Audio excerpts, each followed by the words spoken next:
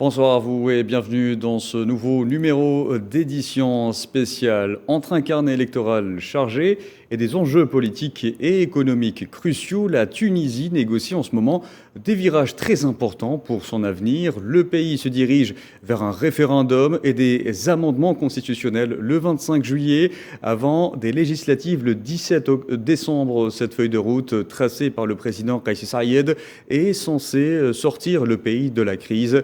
Or, ce parcours est jonché d'embûches. Pour en parler, justement, est avec nous via Skype le docteur Rafa Tabib, universitaire, professeur en géopolitique et relations internationales. Bonsoir. Bonsoir à vous et tous les spectateurs. Merci à vous. Et est avec nous également Mohamed Sibachir, professeur à l'université d'Alger. Bonsoir. Bonsoir, monsieur. Nous aurons également l'éclairage de Riyad Sidawi, directeur du CARABS, le Centre arabe de recherche et d'analyse politique et sociale à Genève. Bonsoir à vous. Bonsoir. Alors, c'est dans un climat plutôt tendu qu'a débuté samedi une première séance du dialogue national proposée par le président tunisien Kais Saied. Au même moment, des échauffourées avaient lieu entre la police et une centaine de manifestants à Tunis, protestant contre le référendum.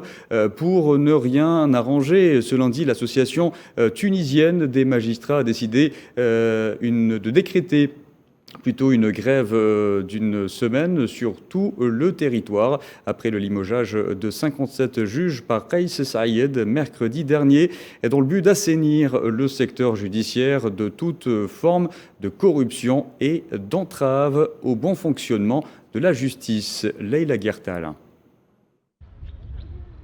Les magistrats tunisiens de nouveau en colère, ils seraient en grève contre les décisions du président tunisien Kais Saied qui fait la controverse depuis le début, c'est-à-dire depuis l'annonce le 25 juillet 2021 de dissoudre le Parlement et de poursuivre les magistrats corrompus sur lesquels pèsent des accusations avérées. Cette décision, saluée par une grande majorité de Tunisiens, n'a cependant pas fait l'unanimité, notamment au sein de la classe politique qui a sévèrement critiqué la décision du président.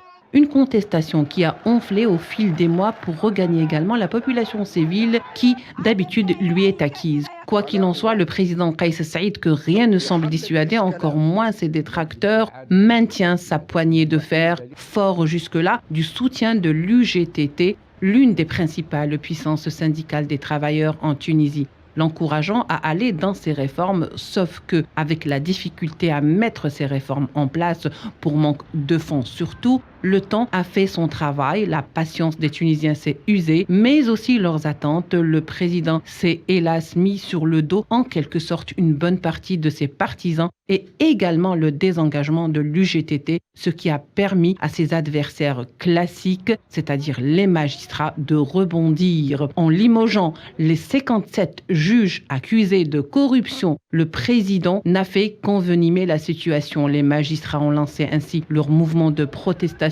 pour une semaine à dater d'aujourd'hui, une contestation qui a gagné tous les tribunaux. Ils dénoncent, je cite, l'ingérence du président dans le pouvoir judiciaire. Kais Saied, pour sa part, les accuse de corruption et d'entrave à des enquêtes. Voilà donc retour à vous, messieurs. Tout d'abord, Rafa Tabib, j'aimerais savoir ce que vous pensez de cette grève des magistrats. D'abord, je pense qu'il s'agit d'un mouvement qui n'a pas nécessairement plu à la majeure partie de la population, qui malheureusement ne considère pas le corps magistral comme étant l'un des corps les plus respectables de la République. Loin de là, nous savons qu'après 2011, l'une des exigences populaires les plus importantes a été justement l'assainissement de la magistrature, chose qui n'a pas été faite. Au contraire, on a remarqué que les mêmes magistrats qui étaient au service des sbires de Ben Ali sont restés à leur place. Ils ont même été promus et sont devenus les sbires d'une autre configuration politique au pouvoir, à savoir Nahda et ses alliés. Or, aujourd'hui, on a énormément de problèmes avec cette magistrature. Cette magistrature a bloqué les procès concernant les terroristes, a bloqué les procès qui concernent essentiellement les assassinats politiques, qui demeurent jusqu'à maintenant en Tunisie la véritable blessure saignante de la politique en Tunisie. Et en plus, qu'on le veuille ou pas, il y a une représentation au niveau populaire qui fait de sorte que les gens perçoivent qu'il y a eu une augmentation exponentielle de la corruption au sein du corps de la magistrature. Monsieur Tabib, j'aimerais aussi avoir l'opinion de Mohamed Si Bachir. Vous m'entendez? Je vous entends, monsieur. Alors, comment interpréter cette grève des magistrats? Tout le monde sait que la démocratie se fonde sur l'indépendance de la justice et le fait que M. Kais Saïed prenne une décision qui atteint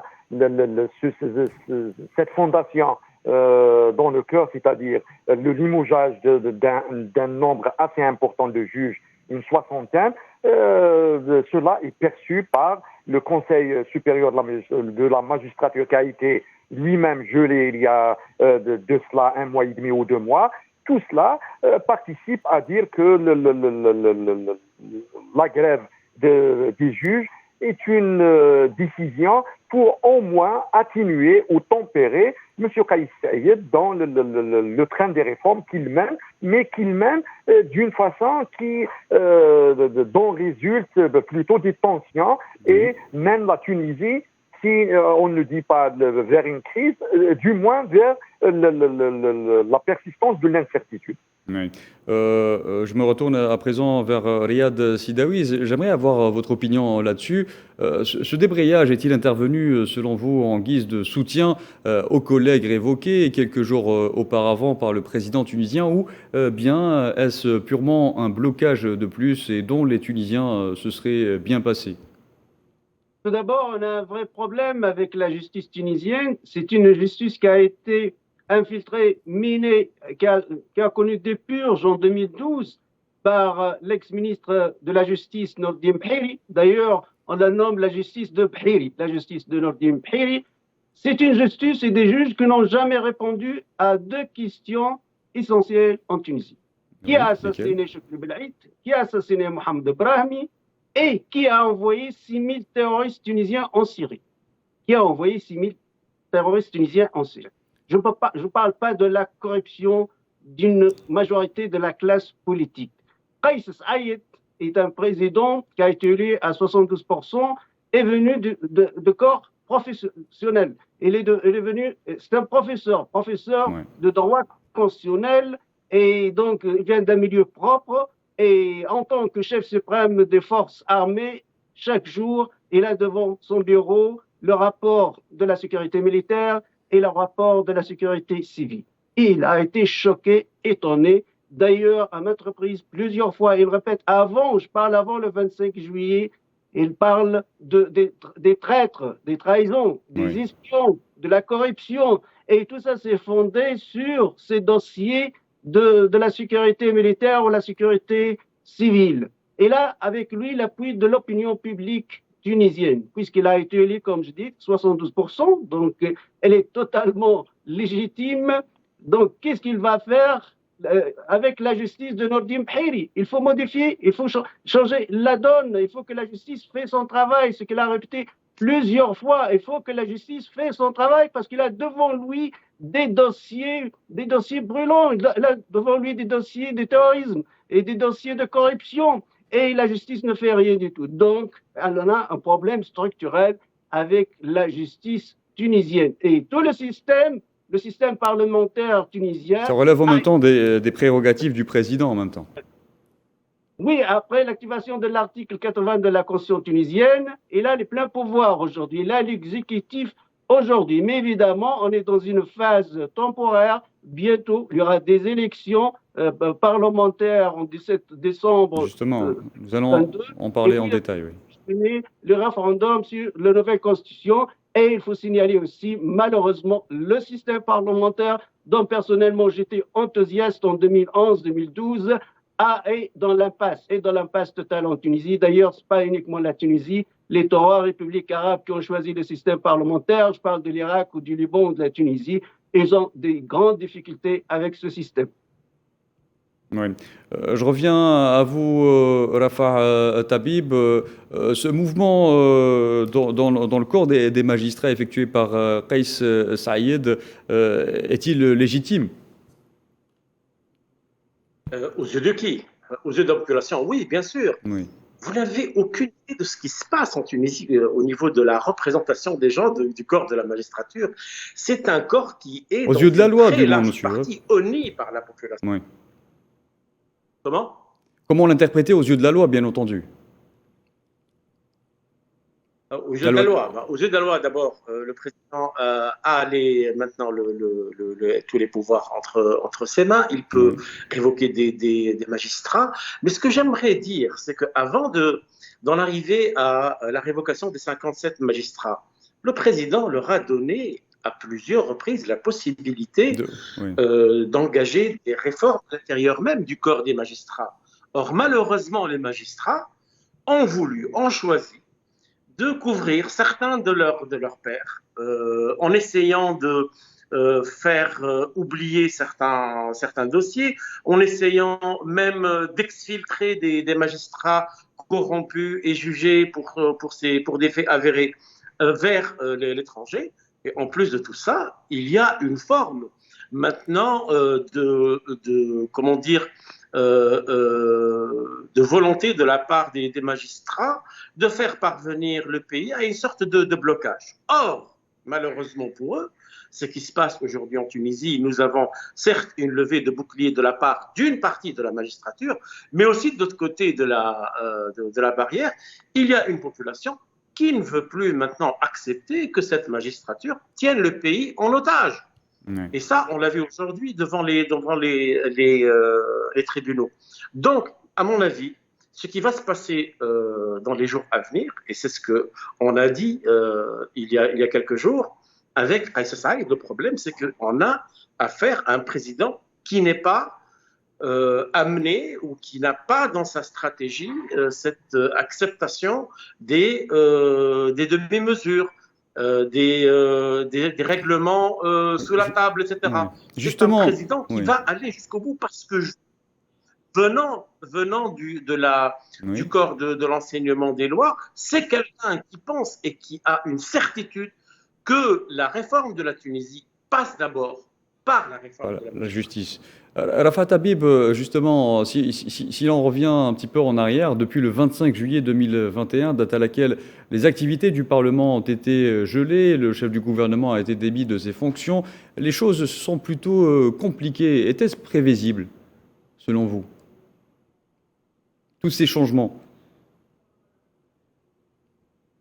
Elles ne sont pas compliquées, au contraire. Le pays était vraiment dans une forme de chaos total. Avant le 25 juillet, on se rappelle très très bien ce qui se passait dans le cénacle du Parlement. C'était un véritable cirque. Or maintenant, le pays a été remis sur les rails. N'oublions pas quelque chose, c'est que certains secteurs stratégiques de la production, par exemple le phosphate, le tourisme, etc., reviennent au travail. Il y a une certaine amélioration dans les conditions financières du pays. Il y a une volonté d'aller de l'avant dans plusieurs secteurs qui ont été assainis ou qui souffrent de beaucoup moins de corruption que la justice en Tunisie. Et donc, le pays, maintenant, s'achemine vers ce référendum du 25 juillet qui va mettre un terme à ce chaos que nous avons vécu pendant une décennie. Si aujourd'hui, le pays est dans une telle crise à un certain moment, c'est justement parce que pendant 10 ans, on n'a fait que brader le pays, on n'a fait que vendre les capacités du pays et arrêter la machine du travail. Là, maintenant, le pays, avec ce référendum, on va voir ce que les Tunisiens vont décider. Et je vous assure que justement les magistrats et que les partis politiques qui ont été au pouvoir pendant la dernière décennie ne veulent pas que le peuple dise ce qu'il pense et ne veulent pas qu'il y ait ce référendum. D'accord. Monsieur Tabib, je voudrais évoquer avec vous également un point avant de retrouver Mohamed Si Bachir. Au début de ces réformes, Kais Saïd avait le soutien de la puissante centrale syndicale du GTT, un soutien qu'il n'a plus actuellement. Pensez-vous que cela fera basculer les choses plus ou moins du côté ou pas du président tunisien? Aucunement. Pour une raison très simple. Oui. Les soutiens du 25 juillet et les soutiens du président sont pratiquement les mêmes bases que l'on trouve à l'UGTT. Donc, il s'agit pratiquement d'un même corps social. Deuxième chose, c'est que maintenant, il y a un véritable malaise au sein de l'UGTT quand on remarque que les islamistes d'Al-Nahda, qui se sont attaqués physiquement aux syndicats en Tunisie, se trouvent maintenant dans le même camp que l'UGTT.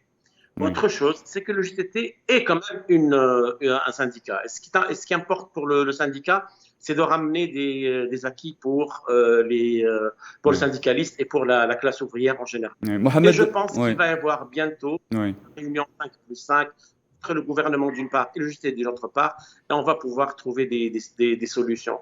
Bien sûr, il faut faire la différence entre ce qu'on appelle le corps du syndicat, ça veut dire le million de syndiqués qu'il y a en Tunisie, et une partie de... Mohamed Si Bachir, Kais Saïed n'est plus soutenu par l'UGTT. Comment interpréter cela? L'UGTT a été un partenaire efficace et efficient dans le parcours de la révolution depuis 2011. Et le fait que l'UGTT refuse de prendre part au dialogue proposé par le président Kais Saïed donne un coup fort à ce dialogue, d'une part, et d'autre part, il faut le dire franchement, la Tunisie vit une crise de régime et le fait que Kais Saïed prenne toutes ces décisions, d'une part, c'est aller vers l'efficience du régime politique en proposant de changer de système politique vers le système présidentiel, comme l'a si bien dit M. Sidawi, mais d'autre part, il faut engager un dialogue sérieux avec tous les partenaires et certainement que certaines décisions pouvaient, Kais Saïed pouvait ne pas se déranger avec la prise, par exemple, de la décision du gel du Parlement ou du limogeage de certains juges. Je ne dis pas que la justice fait son travail, au contraire que depuis 2011, le système de justice en Tunisie est décrié et M. Kais Saïed l'a si bien dit durant sa campagne électorale et avec ses décisions commence à donner un coup de fouet à ce corps, mais apurer ce corps ne pourrait pas aider M. Kais Saïed, surtout avec le marasme que vit la Tunisie actuellement au niveau économique et au niveau social. Oui. Je me retourne vers vous à présent, Riyad Sidawi. J'aimerais avoir votre commentaire, bien entendu, sur le soutien de l'UGTT dont je ne jouis plus Kais Saïed, mais également celui des Tunisiens. On l'a vu, les décisions annoncées le 25 juillet dernier avaient pourtant reçu un écho favorable. Des klaxons avaient même retenti dans les rues de Tunis. Ce soutien de la rue apporté au président tunisien est-il toujours là? Le GTT est pour le 25 juillet, est très enthousiaste pour le 25 juillet jusqu'à nos jours. D'ailleurs, M. Nordine Tabou, bien ami, l'a souligné plusieurs fois. Et pas question, il a souligné pas question de retourner à l'avant 25 juillet à ce qu'il appelle la décennie noire. C'est l'expression de M. Nordine Taboubi, secrétaire général de l'UGTT. Et il y a un dialogue, mais à mon avis, c'est plus une question de forme que de fond. Plus une question de forme que de fond. Peut-être aussi le dialogue va être établi entre le président M. Kais Saïed et M. Nordine Taboubi, encore une fois, et il y aura une certaine réconciliation, trouver des accords, mais évidemment, l'UGT a son poids, il faut souligner. Dommage qu'il n'est pas présent dans ce dialogue. Le GT, historiquement, était contre le colonialisme français. C'était un mouvement de résistance avec Farhat Hached, qui était martyr de la résistance tunisienne. Aussi, il a joué un grand rôle en 1978, 84, même avec la chute de Ben Ali, avec les manifestations de l'EGTT le 12 janvier 2011 à Sfax. Donc, on attend plus, mais je pense que la base est plus proche, la base de l'EGTT est plus proche du président Kais Saïed que de M. Nordine Taboubi. Pourquoi? Parce que M. Kais Saïed, c'est le monsieur propre. Pourquoi le peuple tunisien a élu son président à 72%? En évoquant, oui. N'a des doutes sur les 72%. Et moi, à la veille de son succès, j'étais avec RT France, aujourd'hui c'est fermé, la chaîne de télévision russe à Paris, et je dis, le peuple tunisien a choisi le monsieur propre. Il n'a pas voulu élire au sein de la classe politique et politicienne, de ces professionnels de politique. Non, on cherche un monsieur intègre, propre. Donc, quand on parle d'un monsieur propre, c'est nettoyer partout, parce que nous savons bien que la réformes profondes, les mafias, etc., tout, il y a une grande prospérité, y compris le terrorisme, pendant la décennie noire. En parlant de l'UGTT, en évoquant l'UGTT, une chose qui a déplu, une date plutôt qui a déplu à la puissante centrale syndicale, c'est le choix du 25 juillet pour le référendum, date du début des amendements, plutôt des réformes enclenchées par Kais Saïed. Pourquoi cette date dérange-t-elle autant ?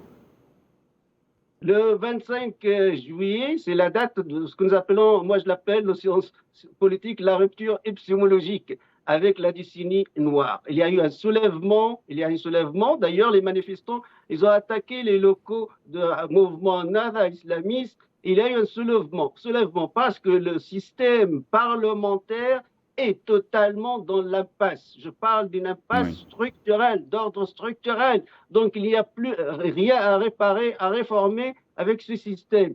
D'où de l'intervention du président. Heureusement, dans la Constitution, l'article 80 lui permet l'intervention, soutenue à mon avis par l'opinion publique tunisienne, parce que le grand dialogue, je souligne le grand dialogue, ça sera le 25 juillet avec le référendum et le 17 décembre avec les élections parlementaires. Le grand dialogue, c'est avec le peuple qui doit dire son mot, parce que tous ces politiciens, ils parlaient au nom du peuple, chacun au nom du peuple. Nous ne savons pas bien que le peuple, qu'est-ce qu'il veut exactement. Avec les urnes, on va justement, Riyad Sidawi, pour connaître, justement, pour essayer d'en savoir un peu plus, le pays, on le sait, se dirige vers un référendum sur des amendements constitutionnels le 25 juillet.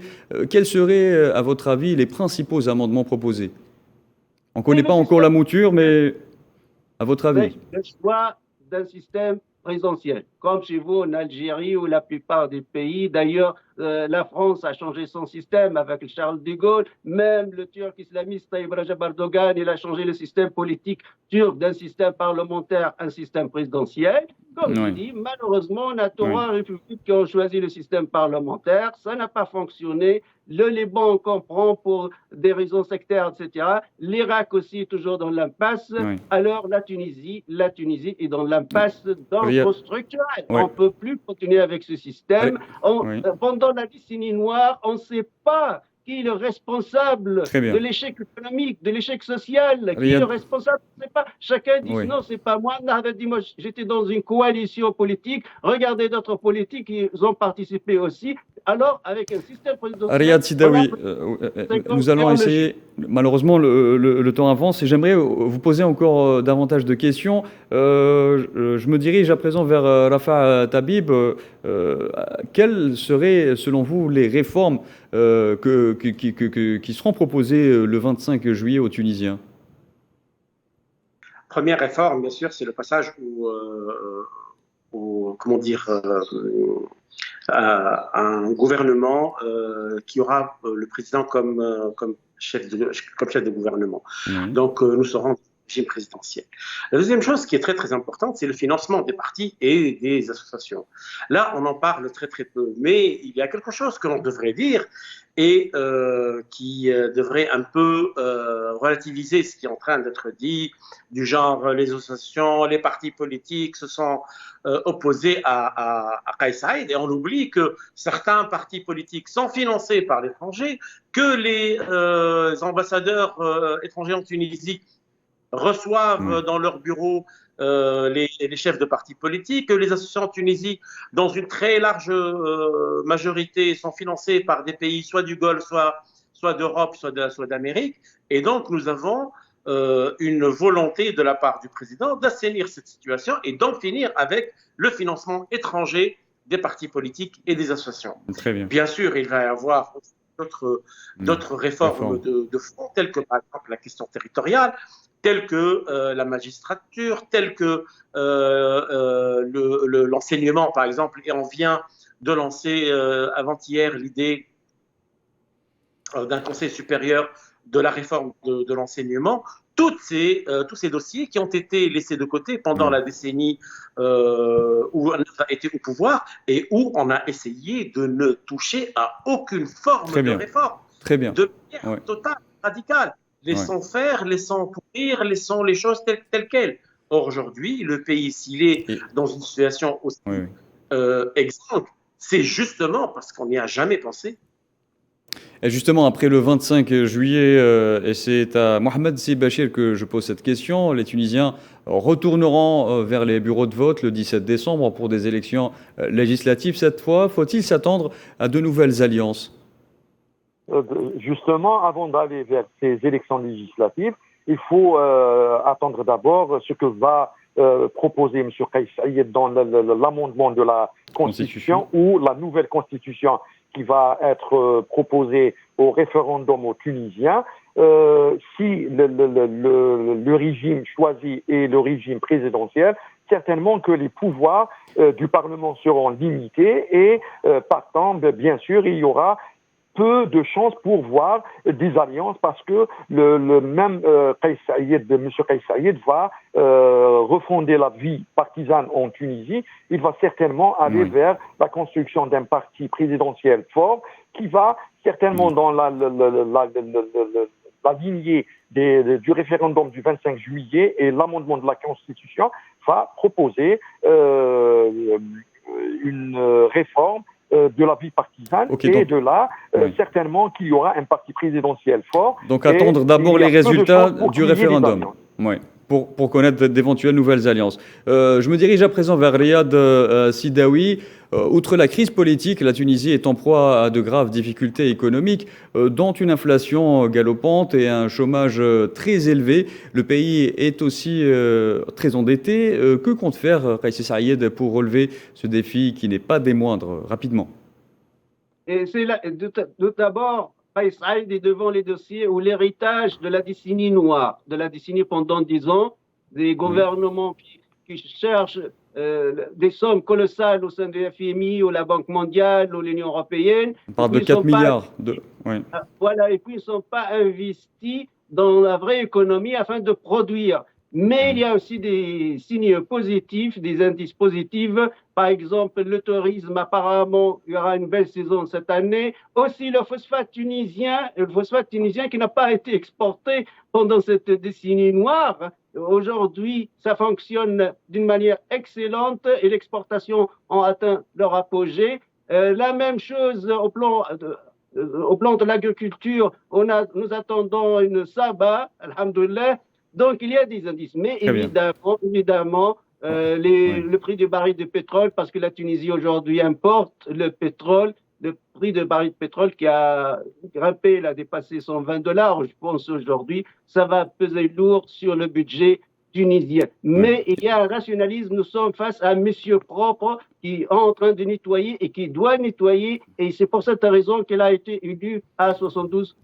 Oui, il y a aussi, il ne faut pas manquer de le souligner, le soutien aussi des pays amis et frères comme l'Algérie. Monsieur Arafat Habib, que pensez-vous que Kais Saïed, ou plutôt pour relever ces difficultés économiques, que va proposer Kais Saïed rapidement? D'abord, en finir avec la corruption, parce que la corruption, elle n'est pas uniquement dans la justice, elle est dans l'équipement, beaucoup d'autres secteurs.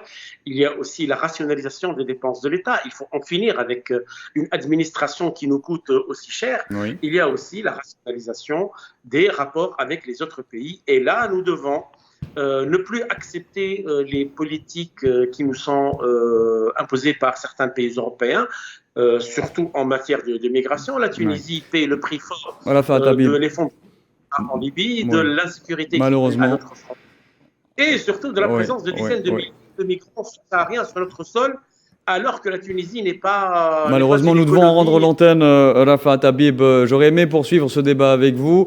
Merci en tout cas d'avoir été notre invité, Rafat Habib, qui est docteur universitaire, professeur en géopolitique, en relations internationales. Merci d'avoir été avec nous. Je remercie également Mohamed Sibachir, qui est professeur à l'université d'Alger. A participé également à cette émission Riyad Sidawi, directeur du CARAPS, le Centre arabe de recherche et d'analyse politique et sociale situé à Genève. Merci à vous, messieurs. Prochain rendez-vous en français, ce sera à 19h. Ce sera avec Nouhad Belkhadem pour le journal. Merci.